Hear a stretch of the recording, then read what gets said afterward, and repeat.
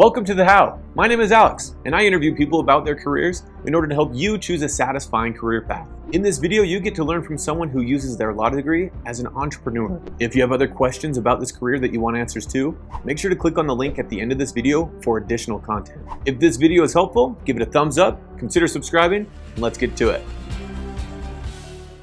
Well, I'm just thinking about what are the conditions that would lead to a successful entrepreneur. I think one that's not talked about, that is maybe the most important, is making sure that your life is designed to give you a long enough window to be successful as an entrepreneur. For example, when I came out of law school, I was not in debt. I was able to pay my way through law school, and I had savings that gave me a runway to kind of tinker around with the business model, not have to earn enough money to pay back my student loans and make ends meet. I had that runway.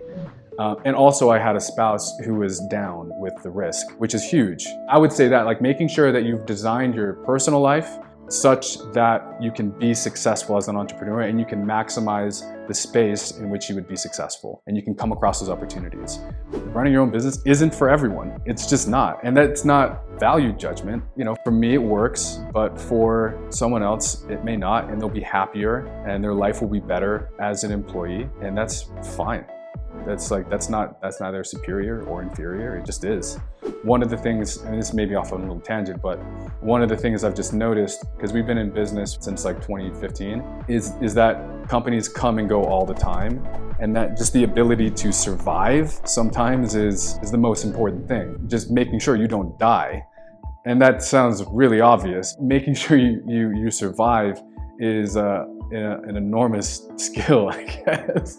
Wow, that sounds really obvious and not insightful. But that gets to my point about just making sure that you've designed your life to be able to be successful and to give yourself all the opportunities to be successful. And designing your personal life around that before you launch into your venture is critical, because I guarantee there are millions of people out there that have had amazing ideas that would have been amazing businesses, but they're stuck working at some prestigious accounting firm and they just can't leave because they have to pay back their student debt.